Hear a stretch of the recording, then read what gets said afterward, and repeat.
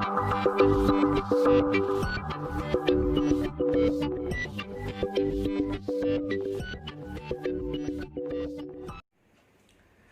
students, already a few tokens already we have discussed in the previous video. Now I'll tell you some more tokens used in Python. So now today we'll discuss about the that is operators. Already I have told you about the literals, constant, different types of literals, different types of that means constants. So what are the different types of operators and other tokens we'll discuss in this part. So in operators, these are also tokens we are saying. So it is applied to the variables and other objects in an expressions. Variables and objects to which the computation is applied is known as the operands. So one example I am giving here. Suppose I am writing a plus b. So a and b, these are the operands. This plus sign is known as the operator. And total things we are telling, it is known as the expressions. So these are the following types. One is unary operators, one is binary operator. Unary operators are those operators that require one operand to operate upon. That means that all the plus signs, minus sign, divide signs, and this multiplication signs we are using. Okay, plus signs that we are using. One second, I am telling you. That is plus sign, minus sign, this negation sign, and this not sign. Okay, that is actually this is called this is bitwise complement we are saying. This is plus minus, this is bitwise complement, and this is called the last one is logical negation we are saying. So we can say in short that is unary plus, unary minus, and that one is bitwise complement, and last one is that is logical negations. Next come to the binary. Next we'll discuss about the binary operators. Binary operators are those operators that require two operands to operate upon. Two operands to be there. That's why it is known as the binary. Suppose if I am writing here a plus b, how many operands are there? Two operands.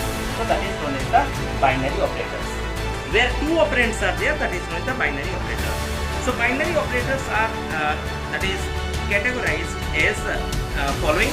One is arithmetic operator, bitwise operator, shift operator, identity operator, relational operator, and logical operator. Let us discuss the arithmetical operator. For arithmetical operator, we are using for the arithmetic purpose just like plus sign, minus sign, divide sign, multiplication. This is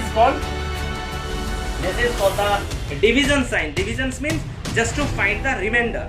Okay, this to find the remainder, and this is known as the exponent, and this is known as the floor divisions. One example I will give you. So first one is the addition, subtraction, divisions means find the quotient. This is multiplication, finding the remainder.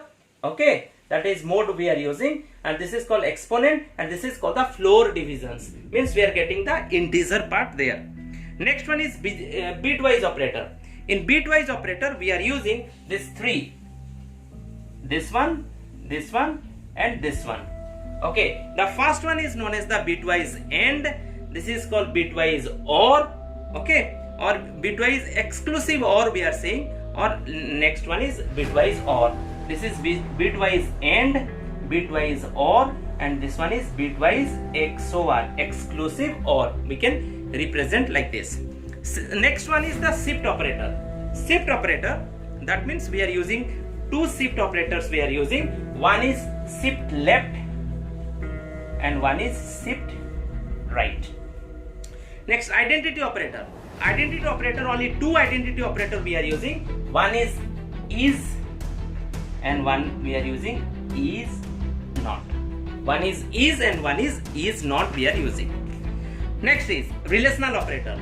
In relational operators we are using few types. I am just writing here. One is less than sign, one is greater than sign, one is less than or equal sign, greater than or equal sign. Okay, another one we are writing, that is not equal sign, exclamation mark and equal sign, and one is double equal sign. This is called the less than, greater than. This is less than equal to, greater than equal to, exclamation mark and equal sign means not equal to, double equal sign. It means it is equal to. Next we'll discuss about the relational operators. Relational operator we have done. Next come to the logical operator. In logical operator, just two things we are using only. One is logical AND and logical OR. One we are using logical AND, that one can be represented AND, and one is logical OR. OR we are using and AND we are using. Some more are there that I have not mentioned here that we can also do. That is called the assignment operators. I am telling you what is assignment operators. So assignment operators means what? That means the value can be assigned in a variable. That is called the assignment operators. Suppose I am writing A equal to A plus B. What is the example? The example I am taking, that is A equal to A plus B. So A equal to A plus B can also be written as A plus equal to B. Suppose I am writing A equal to A minus B. It can be written as A minus equal to B. Suppose I am writing C equal to C into 2. That can be written as C into equal to 2. Suppose D equal to D by 5. So I can write D by equal to 5. Suppose I am writing P equal to P into 2. So I can write P, this one, equal to 2. So in this way we can just write. One more example just will write. Suppose K equal to K mod 5. So writing K mod equal to 5. So that means these are known as the assignment operators. This can be written, this part can be written also like this. So remember, you do practice. And membership operators already have told you. I think just like the identity operator, that membership operators are there. One is known as in and another is not in. These are known as the membership operator. Membership operator. This in and not in. In and not in means whether the variable is variable in sequence or whether the variable not in sequence. So that's why we are using in and not in. This is known as the membership operators. The last part of the token is known as the punctuators. These are symbols that are used in programming language to organize programming sentence structure and indicate the rhythm and emphasis of a expression statements and program structures. So these some common punctuations just we can use, or punctuators we are used for in a Python programming are like this. So we can use the hash sign, we can use the this bracket, square bracket, curly braces, this bracket, okay, colon, semicolon. These are some examples of, or at sign.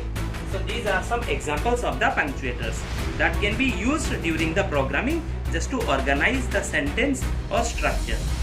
Okay, so these are about the tokens. Again, then next we'll go to the next part, how to create the expressions in Python programming. So now let us discuss the structure of a Python programming. Suppose I have written here one program has sample programs A equal to 15, B equal to 60, C equal to A plus B. If A plus B greater than 100, then colon, print greater, I have given space from here to here, then else print this one. So this is the structure of a program. In this way we write. So what to do? First it is known as the comment. What is this? It is known as comment. Comment can be written in a Python by using hash sign. What do you mean by comment? Comment is a line just to we are representing the particular statement for a program. Suppose what we are going to do, that can be represented here by using a single line comment, that is called the hash. This symbol can be used. So this is called comment. And these are the expressions. These are the, we can say these are known as the expressions. Okay. Or statements we can say, these are also known as the statements. Okay. Next this one, if statement. If is a statement. After if statement I have written here the print statement just after leaving few lines here. These lines I am leaving from the beginning and I have written print statement. That means this print statement is under if statement. So this much space is known as the indentation. So the indentation is a very important thing in a programming language. Whenever we are writing a particular statement under one statement, okay, so in that case we are following the indentations. Similar way we can use the indentation for loop, for while loop, for if statement. In this way we are using in when we'll do this one, I'll tell you in details. In this way we can write the indent, we can give this indentations just to prove that this statement is under if statements or this statement is under for statements. So this is very important to give the indentations. So when we are completing a program, when we are writing a sample programming, so this components just like expressions, comments, block and indentation, statements, functions, these things should be kept in our mind, and accordingly we should do a program. In expressions, when a legal combinations of symbols and represents a value, so we are saying it is an expression, so we can say it is a statements also, because a particular correct in a correct order we are writing a statements, so that is called the expressions. In the similar way, when we are statements, we are writing statements in the sense what? Suppose I am writing print greater, so print statement P I have written small, it is a keyword, so print print I have written, within double quote I have mentioned, and I have written one statement here. That means this statement is correct, I have not written any syntax error here. Okay, so it is called the statements. Comments means what? These are the additional, already I have told you, these are the additional readable informations to clarify the source code. So whatever I am writing here, if I will write at the beginning by writing the hash sign, so it is known as the comment. So I can also write the comment. This comment is non-executable statements. That means it will not execute inside when we are running, when we are getting the output. So we can just write in a coding part always. This hash sign, this comments can be written anywhere. You can write here. Suppose what is B equal to 60? Suppose B is age of a student. So if it is age of a student, I can write here age of student. What I am calculating here, I am checking whether it is better. I can write a comment here. So that means this comment can be written anywhere by using the hash sign. In the similar way, just we can use the functions also. It is also a code that has a name and it can be reused by specifying its name in a program where needed. But by using, suppose I am writing a function here, my program. So I am writing program, and within this parenthesis, that one will cover in the function chapter.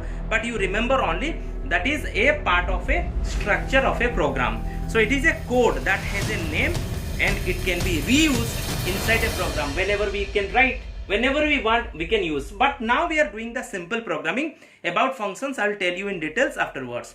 Then block and indentations. Block and indentations means what? Suppose this is called the indentations. This is called the indentations, already I have discussed.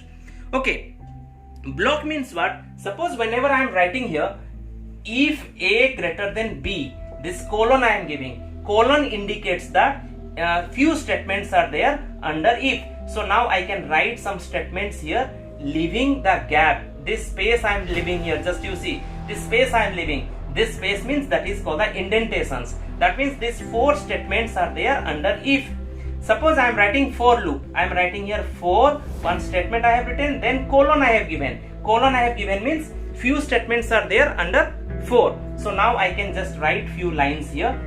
Then after that next line will start from here. It means these four lines are under for, but this line is outside the for loop. So this is called the blocks and indentations. Now we'll discuss about the variables and assignments. So variables means what? That means a statement can be written, or a numeric value or any string value can be written within a that means inside a character or some characters. That is known as the variables, or we can say it is the labels also, we can say, whose value can be used and processed during the program, which is known as the variables. Suppose take one example. I am writing here a equal to 50. That means 50 can be written as 50 can be stored within a. That means inside a program, no need to use 50. Just we can use a only. I am writing here n equal to Arnold. I am writing Arnold school. So it means Arnold school now I am storing inside n. So n is a variable, or we can say it is an identifier. The variable already I have told you. Variable is also known as identifiers. So this identifier can be used anywhere inside a program. So the whole statement can be stored here. Suppose I am writing here a equal to 5 into 5. That means its exponent. So that means that exponent part I have stored within a, and a can be used anywhere inside a program. So in the similar way, just we'll discuss the another one. Whatever I have told, that is only one value can be stored within one variable. Suppose multiple assignments we want to do. Okay, in Python, assigning a value to a variable means variable's level is referring to that value. Suppose assigning same value to a multiple variables. Understood what I am telling? Assigning same value to a multiple variables. So how to write this one? So we can write, suppose a equal to b equal to c equal to 50. It means 50 can be represented, or 50 can be stored within a, b and c. That means a equal to 50, b equal to 50 and also c equal to 50. So this is called the one value we can store in, one value can be stored or one value can be assigned in multiple variables. These are the multiple variables. So now I'll tell you how to assign multiple values in multiple variables. In that way, if you want to write, we can write like this: a, b, c equal to 30, 40, 50. It means a equal to 30, b equal to 40 and c equal to 50. Also I can take the different value also. Different value in the sense, suppose a equal to 30, b equal to 40 and I'll write c equal to 50.5. No problem. That means the last value c will be 50.5, means it is a decimal type of value. Next we will discuss about the dynamic typing. Dynamic typing means what? A variable pointing to a value of a certain type can be made to point to a value or object of different type. This is called the dynamic typing. We'll take one example. Suppose I am writing x equal to 10. Then I am writing here print x. Then again I am writing x equal to Arnold. Then I am writing print x. That means earlier x was 10, means integer type. Again now x I am defining, that is Arnold. That means it is a string type. That means value can be defined dynamically. Okay, that means variable can be used dynamically. It is known as the dynamic typing or dynamic variables also we can say. So when we are writing some variables, suppose I am defining x equal to 10, I want to know whether x is an integer type or not. So for that reason one command is there that we can write, that is called the type command. We can write type and within bracket you write x. That means the value, the output will come, that is the integer type. If I am writing suppose x equal to Arnold, if I write type, then again you write x, the output will come, it is called str type, means string type, it is called str type. So the type command helps to find the type, what type of value is there, what type of object is there, what type of variable is there, it can show by using the type command. Next I'll tell you how to use the two main important thing is that how to input the value. One is the input command, that is called the input command we are using. One is the input command, and just for output purpose we are using, that is the print command. So one example I am giving you, these two functions are very important in Python programming. Everywhere we are using, just to input the value, that we are using input command, and to output purpose to print the value we are writing print. Suppose I want to enter my age. So how to write? We can write one example of the input command. We can write age equal to, okay, first we can write age equal to, okay, and we can write int within bracket, write input, here you write any statement, enter your age, and for printing purpose we can write print within bracket age, because age is a variable. So now in this variables I am entering my age. Why I have written int type? Because age is an integer type, but if you write direct input enter your age, it will take as the string type. Okay, that's why just to convert from string type to integer type, because age is integer type, so that's why we are using that int command. So next class I will tell you in details how to use the input and print command in a programs. So I hope students you understood. whatever I taught today. Thanks for watching and have a nice day.